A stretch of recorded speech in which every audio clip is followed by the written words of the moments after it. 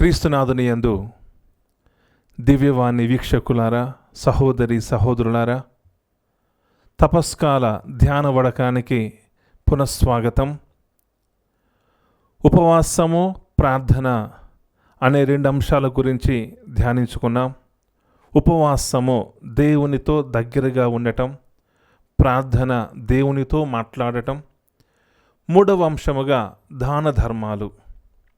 ఈ అంశం గురించి మృత్యోర్మ అమృతంగమయ, మృతమైనటువంటి ఈ జీవితము నుండి అమృతత్వాన్ని పరలోక రాజ్యానికి తీసుకుని పోయే ఈ భాగ్యాన్ని తపస్కాలములో, మా ఆలోచనలో, మా ఆధ్యాత్మిక మార్గములో మాకు తోడుగా ఉండమని భగవంతుని వేడుకుంటూ, పవిత్రాత్మ సన్నిధి మనకు రావాలని మనసారా వేడుకుంటూ, పరిశుద్ధాత్మ గీతము ద్వారా మనమందరము దానము, దాతృత్వము విలువను మనం తెలుసుకునే భాగ్యాన్ని దయచేయమని ఈ పాటను ప్రార్థనగా చేసుకొని ధ్యానించుకుందాం.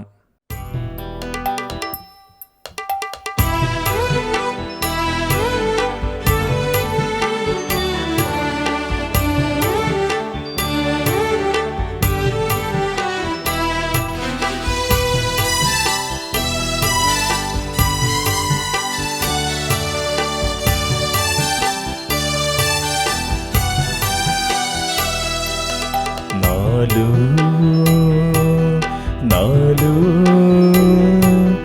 నీవే యేసా, నాలు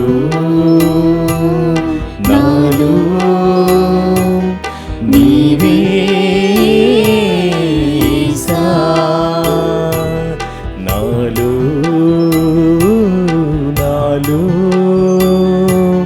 నీవే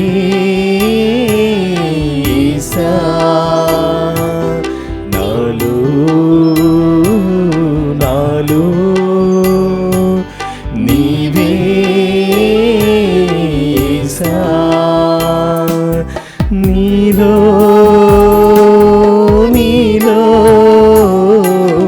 నేనే యేసా,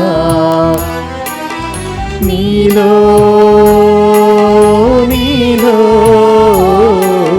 నేనే యేసా.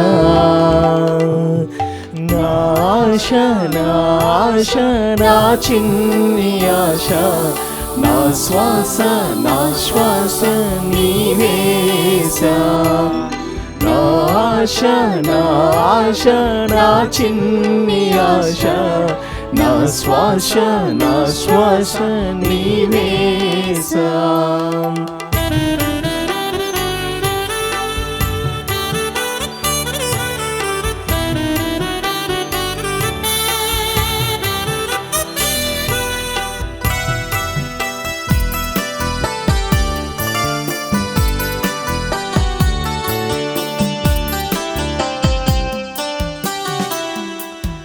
నన్నెంతో ప్రేమించనంటూ నాకై జన్మించిన దేవా,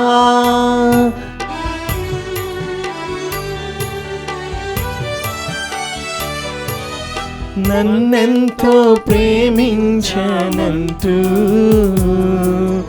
నాకై జన్మించిన దేవా, శరణం శరణం నీ దివ్య శరణం, శరణం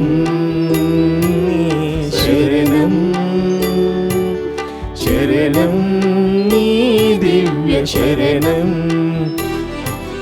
నా ఆశ నా చిన్ని ఆశ, నా శ్వాస నీవే యేసా, నా ఆశ నా చిన్ని ఆశ, నా శ్వాస నీవే యేసా.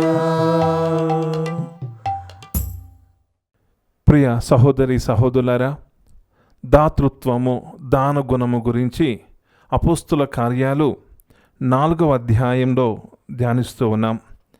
అపోస్తుల కార్యములు 4వ అధ్యాయము 32వ వచనము నుండి, విశ్వసించిన వారందరూ ఒకే మనస్సుతోనూ ఒకే హృదయముతోనూ జీవించుచుండెను. వారికి చెందిన ఆస్తిపాస్తులను ఇది నా సొంతము అని ఎవరునూ చెప్పుకొనటలేదు. వారికి ఉన్నదానిని అందరూ పంచుకొనుచుండిరి. ప్రభువైన యేసు పునరుత్థానము గూర్చి అపోస్తలులు మహాశక్తితో సాక్ష్యములిచ్చిరి. సర్వేశ్వరుడు తన దైవ కృపను సమృద్ధిగా వారిపై కుమ్మరించెను. ప్రియ సహోదరి సహోదరులారా, దివ్యవాణి వీక్షకులారా, ఉపవాసము ప్రార్థన పరిపూర్ణమైతే దాని ప్రతిఫలము దానగుణము, దాతృత్వము, ధర్మక్రియలు. ఈ 3వ అంశము మానవ జీవితములో ఎంతో ఉన్నతమైనటువంటి ప్రాముఖ్యతను సంతరించుకుంది. ఇచ్చుట, ఈ రోజుల్లో స్వీకరించుటలో ఆనందం కలదు. ఎంతటి ఆనందము? మహానందం కలదు. నాకు ఎవరు ఏమి ఇస్తారు, నన్ను ఎవరు పట్టించుకోవటం లేదు, నాకు అందరూ ఇవ్వాలి, నేను మాత్రము ఇవ్వను. ఆర్థికంగా లేకపోవచ్చు, ఆర్థిక రకమైన పేదరికము ఉండవచ్చు. నీ ఆర్థిక సంపదను నేటి సమాజము ఆకాంక్షించటం లేదు. నీ ఇరుగు పొరుగు వారు ఈ రోజుల్లో నీ వద్ద నుండి ఎలాంటి డబ్బును కూడా వారు ఆశించడం లేదు. మరి ఏమి ఆశిస్తున్నారయ్యా? దానగుణం అంటే ఏమిటి? ప్రియ సహోదరి సహోదరులారా, గడిచిన రోజులలో ఆర్థిక సమతుల్యత ఎంతో ఉంది, ఈ రోజుల్లో కూడా ఉంది. కానీ నిన్నటి దినము కంటే, నిన్నటి రోజు కంటే ఈరోజు ఉన్నటువంటి ఆర్థిక పరిస్థితులు ప్రతి కుటుంబంలో కూడా తినటానికి తిండి, ఉండటానికి ఇల్లు, కట్టుకోవటానికి బట్ట అనేవి, దుస్తులు అనేవి మనము సమృద్ధిగా పొందుతున్నాం. ఈ దానగుణం అంటే ఏమిటి అంటే ఇతరులకు ఇవ్వటము. ఏమి ఇవ్వటము? మన సమయాన్ని కేటాయించటం, ఇతరులతో కలిసి మనము నిల్చొని మాట్లాడటము, వారు చెప్పే అంశాలను మనము ఆలకించటం, మన సమయాన్ని వారికి కేటాయిస్తూ వారితో నేను మీతో ఉన్నాను, మీరు భయపడకూడదు అనేటువంటి ధైర్యాన్ని ఇవ్వటం. ప్రియ సహోదరి సహోదరులారా, మీ శక్తి కొలదే మీరు ఇతరులకు సహాయం చేయగలరు. శక్తి లేనిది మనం ఇతరులకి ఏమీ కూడా సహాయము చేయలేము. ఉపవాసము, ప్రార్థన ద్వారా మన జీవితంలో తెలుసుకున్నటువంటి సత్యం ఏమిటంటే, ఉపవాసము దేవునితో సహవాసము చేయటానికి, ప్రార్థన దేవుని స్వరాన్ని ఆలకించడానికి దోహదపడినప్పుడు, ఈ రెండు ఉన్నప్పుడు మూసి ఉన్నటువంటి పిడికిలు ఏం చేస్తూ ఉంది? ఇతరులకు ఇస్తూ ఉంది. ఇవ్వటము అంటే ఒక చిరునవ్వు. మదర్ తెరీసా అంటూ ఉన్నారు, ప్రపంచంలో ఆర్థికముగా ఎంతోమంది గొప్ప స్థిరస్తులు ఉన్నారు, కానీ కుటుంబ బాంధవ్యాలు లేక, రక్త సంబంధికుల ఆత్మీయత లేక చాలామంది ఒంటరిగా జీవిస్తున్నారని మదర్ తెరీసా తెలియచేస్తుంది.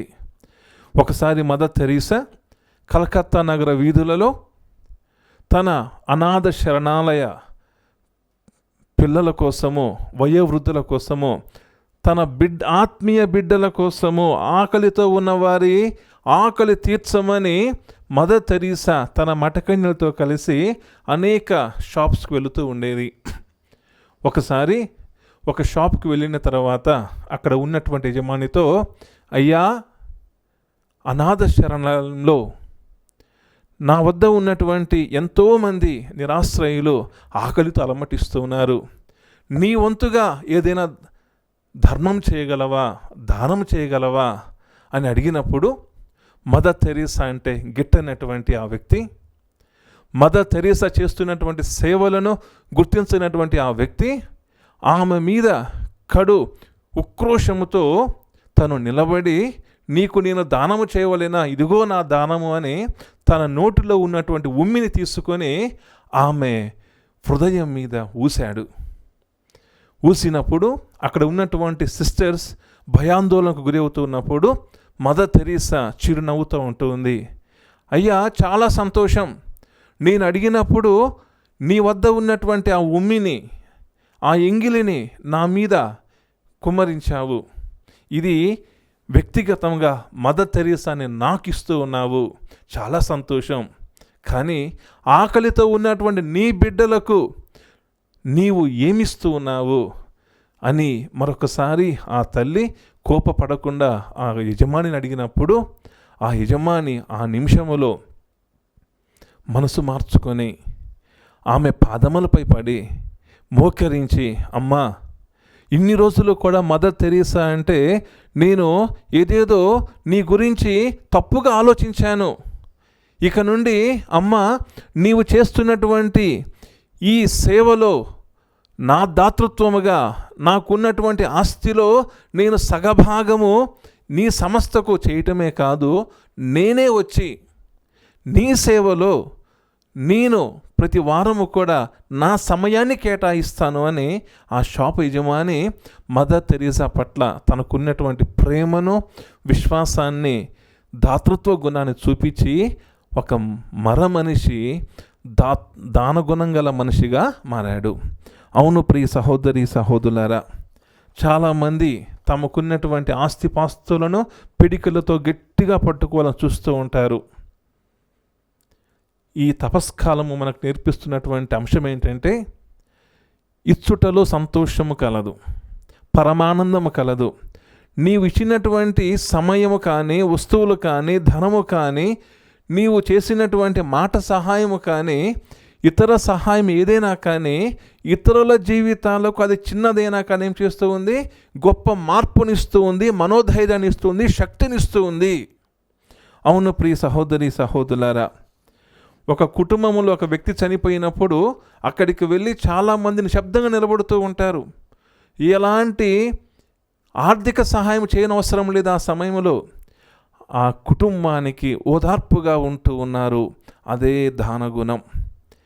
ఈ దానగుణంతో పాటు ప్రతి ఒక్కరూ కూడా ఈ తపస్కాలములో చేసినటువంటి ఉపవాస క్రియల ఆర్థిక సేకరణ, పొదుపు, దీనిని మనము అభాగ్యులకు, అనాథలకు, నిరుపేదలకు మనము తప్పకుండా చెల్లించాలి.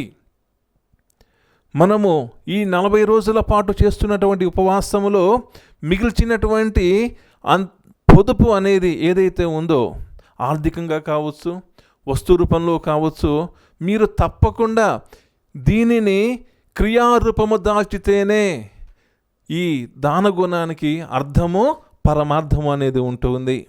ఈనాడు మనమందరం అపోస్తుల కార్యంలో విన్నాము, వారికి ఉన్నదంతయు నా సొంతమని ఎవరు చెప్పుకునటం లేదు, వానికి ఉన్నదాన్ని అందరూ పంచుకొనుచుంటిరి.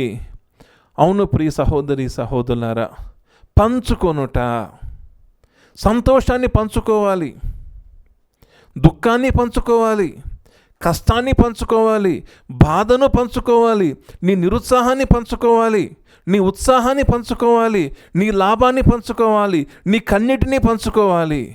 పంచుకోవటములోనే మానవుడు నిండుతనాన్ని పొందుతాడు, ధైర్యాన్ని పొందుతూ ఉంటారు. ఈ రోజుల్లో చాలామంది ఒంటరిగా జీవిస్తూ ఉన్నారు. ఇతరులు మా మాట వింటారా? ఇతరులు నా బాధను వింటారా? ఇతరులు నా కోసము లేరు, నేను ఏకాకిగా బ్రతుకుతూ ఉన్నాను, నా జీవితం ఇంతే అని చాలామంది భయభ్రాంతులతో, భయముతో జీవిస్తూ ఉన్నారు. మృత్యోర్మ అమృతంగమయ. దానగుణం, దానము, రక్తదానము ఉండొచ్చు, అన్నదానము ఉండొచ్చు, యుద్ధములో నిరాశ్రైనటువంటి వారికి చేసే దానము ఉండవచ్చు, ఇంకా మరణ భయంతో ఉండేవారిని రక్షించవచ్చు, వారికి అభయం ఇవ్వచ్చు, పేదవారికి ఉచిత విద్యను అందించవచ్చు, ఆకలితో అలమటించే వారికి అన్నదానము చేయవచ్చు. ప్రియ సహోదరి సహోదరులారా, ఈ తపస్కాలంలో శ్రీ సభ మన నుండి ఏమి కోరుకుంటూ ఉంది అంటే దాన గుణం. ఈ 40 రోజుల పాటు మిగిలినటువంటి పొదుపు మాత్రమే కాదు, కథోలిక శ్రీ సభ క్రీస్తు స్వరము పాత నిబంధన క్రొత్త నిబంధన గ్రంథములో ప్రభువు నేర్పిస్తున్నటువంటి అంశం ఏంటంటే, దేవునిపై ఆధారపడి నీవు ఎప్పుడూ కూడా ప్రార్థన చేస్తూ నీ వ్యక్తిత్వాన్ని పెంచుకొని ఇతరులకు పంచుతూ ఉండు. 5 రొట్టెలు 2 చేపలు భగవంతుడు 5,000 మందికి సమృద్ధిగా సరిపోయినంత ఆహారాన్ని ఇచ్చి ఉన్నారు. మన 2 చేతులు కూడా జోడించుకొని దేవునిపై భారం వేస్తే, ప్రియ సహోదరి సహోదరులారా, దేవుడు తన దాతృత్వాన్ని తన కారుణ్యాన్ని సిలువ మీద చిందించినటువంటి ఆ దివ్య కారుణ్య క్రీస్తు తన రక్తము ద్వారా, తన నీటి ద్వారా, తన గాయముల ద్వారా రక్తసిక్తమైనటువంటి క్రీస్తు మానవాళికి ఇచ్చినటువంటి కారుణ్యం మాటలలో చెప్పలేనటువంటిది. అవును ప్రియ సహోదరి సహోదరులారా, దాన గుణము లేని వారి జీవితములో కష్టాలు కన్నీళ్ళు అనేవి నిండుగా ఉంటూ ఉంటాయి. తొలి క్రైస్తవ సంఘం, ఆదిమ క్రైస్తవ సంఘం అందరూ కూడా సంతోషంతో జీవించారు. అందరూ కూడా తమకున్నటువంటి అన్ని అవసరాలను పంచుకున్నారు. అందుకే ప్రభువారిని సమృద్ధిగా ఆశీర్వదించారు. దాతృత్వం అనే అతీంద్రియ బహుమతిని అంగీకరించని వ్యక్తి 10 ఆజ్ఞలను పాటించలేడు. పాపములో మునిగిపోవటం వలన దేవుని నుండి దూరంగా ఉంటాడు. ఇరుగు పొరుగు వారిని ప్రేమించాలని మంచి ఉద్దేశాలను కూడా వారు కలిగి ఉండరు. దాతృత్వము ఇది వేదాంత ధర్మం. ముఖ్యంగా మన భారతదేశంలో అతిథి దేవో భవ, అతిథులను సన్మానించటం, అతిథులు గౌరవించటం భారతదేశంలో ఎక్కడా లేని విధముగా అన్ని సంస్కృతులలో సాంప్రదాయాలలో ఇతరులకు చేయూతనివ్వటం, ఇతరులను ఆదరించటం. ముఖ్యంగా ఏ ఇంటికైనా కానీ ఇతరులు మన గడప ఎక్కి వచ్చినప్పుడు వారికి విశిష్టమైనటువంటి మర్యాద చేయటము మనందరి లక్షణం. ఈ తపస్కాలంలో ప్రియ సహోదరి సహోదరులారా, దాతృత్వము, దానగుణము, సమయాన్ని కేటాయించకపోవటము, మన రక్త సంబంధీకులను కుటుంబీకులను మన మధ్యకు ఆహ్వానించుకోలేకపోవటము. సాతాను మన నుండి ఏమి కోరుకుంటుంది? మన అపజయాన్ని కోరుకుంటుంది. కానీ సర్వమానవాళిని క్రీస్తు భగవంతుడు నీవు ఎంతగా ప్రేమిస్తున్నావని అడిగితే తన 2 చేతులు కూడా చాచి నేను ఈ లోకాన్ని ఇంతగా ప్రేమిస్తున్నాను అని భగవంతుడు చెప్పి ఉన్నాడు. ప్రియ సహోదరి సహోదరులారా, ప్రేమ, క్రీస్తు ప్రేమ, క్రీస్తు కారుణ్యం, క్రీస్తు దాతృత్వ గుణం వలనే నేటి సమాజము ప్రపంచములో ఎప్పటికీ కూడా గుర్తింపబడుతుందంటే కథోలిక శ్రీ సభ చేస్తున్నటువంటి సేవా ధర్మము ద్వారా. క్రీస్తు భగవంతుడు నీ వలే నీ పొరుగు వారిని ప్రేమించుడి అని చెప్పుట ద్వారా ప్రపంచములో నాటి నుండి నేటి వరకు శ్రీ సభ ఎంతగానో విస్తరిస్తుంది. అంటే దీనికి కారణం దాతృత్వ గుణం. అపోస్తులైనటువంటి 12 మంది క్రీస్తు అనుంగ బిడ్డలుగా ఉంటూ అనేక దేశాలకు వెళ్ళి ప్రేమించటం, అభాగ్యులను, అనాథలను, విధవరాన్లను అక్కున చేర్చుకొని ప్రతి ఒక్కరిని కూడా ఆదరిస్తున్నటువంటి ఈ శ్రీసభ నేడు దానగుణముతో వర్ధిల్లుతూ ఉంది.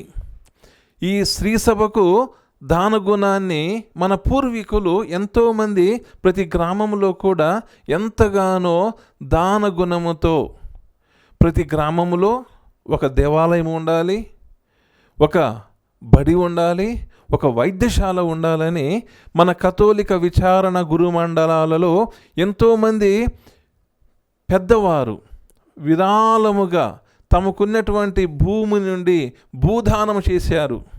ఎంతోమంది తమ కుటుంబాలను దేవాలయాల కోసము, ఆసుపత్రుల కోసము, పాఠశాలల కోసము విరాళంగా దానం చేశారు. ఎందుకు చేశారంటే క్రీస్తు నేర్పించినటువంటి క్రీస్తు తత్వం, అందరూ నా వాళ్ళే, నాకున్నదాన్ని నేను పంచుకుంటాను అని. ప్రియ సహోదరి సహోదరులారా, తపస్కాలములో అతి ముఖ్యమైనటువంటి 3వ అంశము దాన గుణము, ధర్మము చేయటము. ఈనాడు ప్రత్యేకముగా పేదలకు సహాయం చేయటంలో ఆనందం కలదు. పేదలంటే ఎవరు?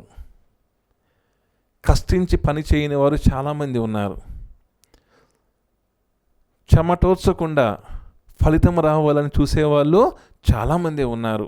కానీ శ్రీసభ బోధిస్తున్న సత్యం ఏమిటంటే, ఇతరులకు నీవు చేస్తున్నటువంటి దానము వలన ఆ కుటుంబానికి అది ప్రయోజనకరంగా ఉండాలి, అది ఆహారాన్ని అందించే విధంగా ఉండాలి.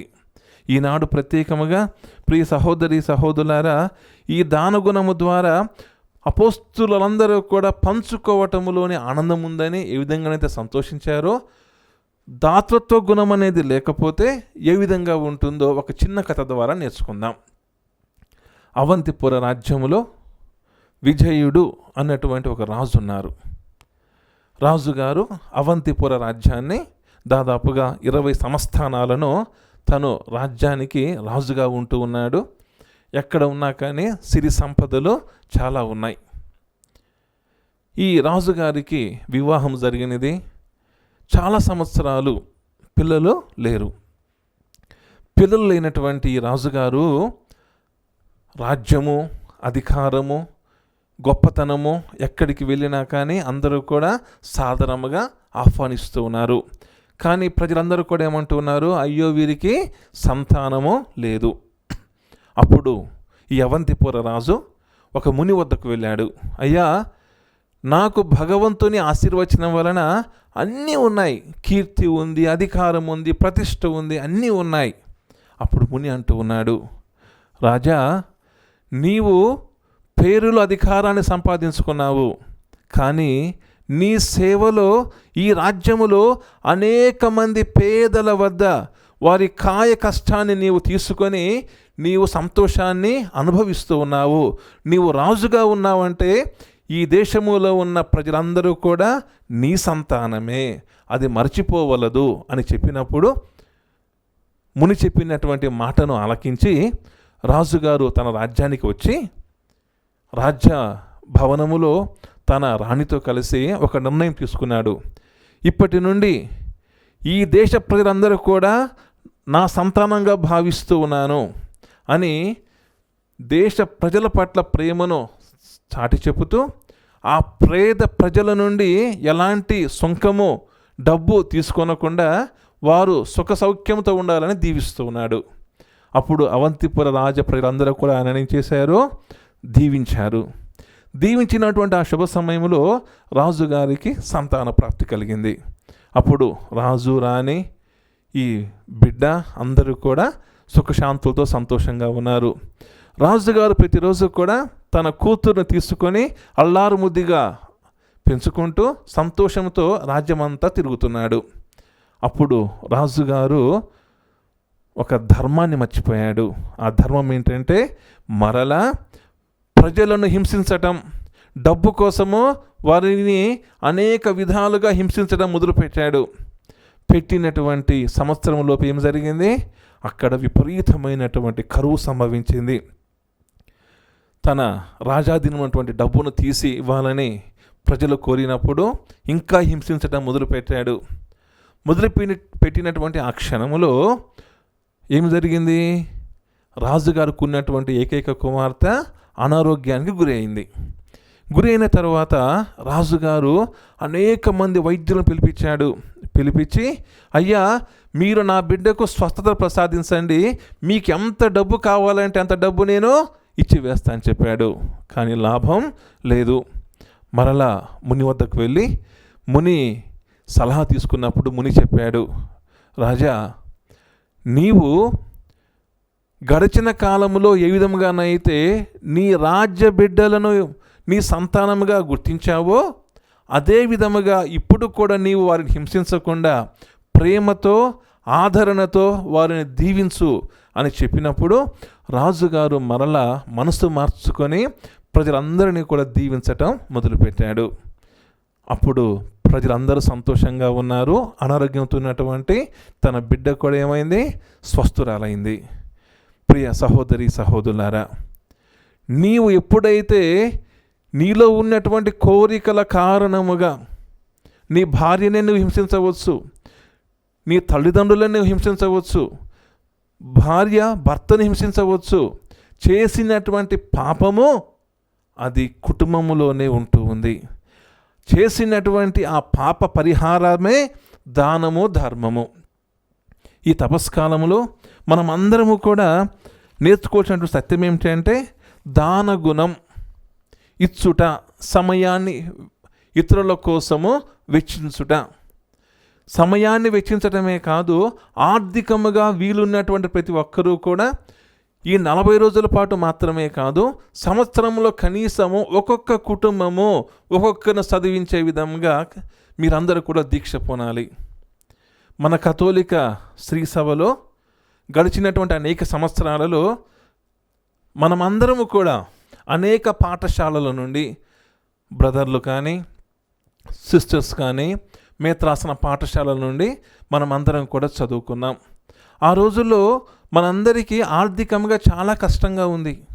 కష్టంగా ఉన్నప్పుడు మన శ్రీ సభ, తెలుగు కథోలిక శ్రీ సభ పీఠాధిపతుల ద్వారా పాఠశాలలు, బోర్డింగులు, వైద్యశాలలు, దేవాలయాలు అన్నీ కూడా నిర్మించి మనకు అతి తక్కువ ఖర్చుతో మనల్ని ఏం చేశారు? ప్రయోజకులను చేశారు. ఈరోజు ప్రయోజకంగా ఉన్నటువంటి మనము దానం అనే గుణాన్ని మర్చిపోతూ ఉన్నాం. మనమందరము కూడా ఒక్కొక్కరము మనము చదివినటువంటి పాఠశాలకు సంవత్సరానికి ఇంత, సంవత్సరానికి ఆర్థిక సహాయము, దేవాలయానికి ఆర్థిక సహాయము ఎందుకు చేయలేకపోతూ ఉన్నాం? ఒక గురువు నాతో చెబుతూ ఉన్నాడు, మనమందరము కూడా ఈ కథోలిక విద్యా సంస్థలలో బాగా చదువుకున్నాం. మఠకన్యలు, గురువులు, బ్రదర్లు, పీఠాధిపతులు అందరూ కూడా సహకరించి మనలను పేదరికము నుండి పైకి తీసుకుని వచ్చారు. వారు చేసినటువంటి త్యాగం వలన, దానము వలన ఈరోజు మనము గొప్పగా మీ కుటుంబంలో ఉన్నటువంటి పిల్లలు ఏమయ్యారు? కష్టపడి చదువుకొని ప్రయోజకులయ్యారు. కానీ చదువుకున్నటువంటి ఆ పాఠశాలకు, ఆ గ్రామానికి మనం ఏం చేస్తూ ఉన్నాం? ఈరోజు దానం అనే గొప్ప అనుగ్రహాన్ని మర్చిపోతూ ఉన్నాం. కావున ప్రియ సహోదరి సహోదరులారా, ఈ కృపాకాలంలో శ్రీ సభ మన నుండి కోరుకుంటున్నటువంటి గొప్ప అంశం ఏంటంటే, మనము చదువుకున్నటువంటి ఆ పాఠశాలకు మనము సంతోషముగా యాజమాన్యం అడిగినా అడగకపోయినా అక్కడ ఉన్నటువంటి పేద విద్యార్థుల సహాయం కోసము ఎవరికి వారుగా ఎంతైనా కానీ ధన సహాయము, పుస్తక సహాయము, అక్షర సహాయము, వస్తు సహాయము, దేవాలయ అభివృద్ధికై మనమందరము కూడా తప్పకుండా సహకరించాలి. అదేవిధముగా ఈ దాన గుణము ద్వారా మనము వితంతువుల కోసము ప్రార్థన చేయాలి. ఒంటరి పోరాడుతున్నటువంటి గృహిణుల కోసము, భర్తల కోసము మనమందరము కూడా ప్రార్థన చేయాలి. మృత్యోర్మ అమృతంగమయ, అసతోమ సద్గమయ, తమసోమ జ్యోతిర్గమయ, మృత్యోర్మ అమృతంగమయ. చీకటి నుండి వెలుగులోకి, అసత్యము నుండి సత్యములోకి, మృత్యువు అంటే ఇక్కడ మరణమే కాదు, బాధల నుండి, పేదరికము నుండి మనమందరము కూడా అమృతత్వాన్ని జీవించి ఉన్నప్పుడే పరలోక రాజ్య వారసులుగా మనమందరము దివ్య సప్రసాదం అనే ఈ క్రీస్తు శరీరము ద్వారా మనమందరం కూడా పోషించబడాలి. ఎలిజబెత్ అమ్మ దగ్గరకు మరియ తల్లి వెళ్ళి, తను ఇదిగో నేను నీకు సేవ చేయటకు వచ్చి ఉన్నాను, దయతో నా శుశ్రూష సేవను స్వీకరించు అన్నప్పుడు ఎలిజబెత్ అమ్మ ఎంతో సంతోషించింది. ప్రభువు తల్లి నా వద్ద కూర్చుట నేను ఎంతటి దానను. అవును ప్రియ సహోదరి సహోదరులారా, ఎలిజబెత్ అమ్మకు సహాయం చేసినటువంటి మరియ తల్లి మనకు కూడా సహాయం చేస్తూ ఉంది. ఇతరులకు సహాయం చేయటం ద్వారా, మాటల ద్వారా, క్రియల ద్వారా సహాయం చేయటం ద్వారా, అన్నిటికంటే ముఖ్యంగా ఆ కుటుంబం కోసము ప్రార్థన చేయటము ద్వారా, ఏ కుటుంబం అయితే అనారోగ్యంతో ఉందని నీకు తెలిసిందో వెంటనే మనం చేయవలసిన పని ఏంటిది? వారి కోసము ప్రార్థన చేయటము. ఇది కూడా ఒక గొప్ప దానం. మరి ఈ ధ్యానము ద్వారా మనమందరము కూడా ఆర్థిక దానము కంటే ప్రార్థనా దానం, సమయ దానం, కుటుంబంతో కలిసి ఉండే దానం ఇవ్వాలని మనసారా మరి తల్లి ద్వారా ప్రార్థిస్తూ ఈ తపస్కాలం కృపాకాలముగా, ఆనందకాలముగా, ఒకే కుటుంబము అపోస్తుల వలె కలిసి పంచుకొని సంతోషంగా ఉండే భాగ్యాన్ని దయచేయమని ఈ తపస్కాలంలో మనమందరం కూడా ధ్యానించుకుందాం.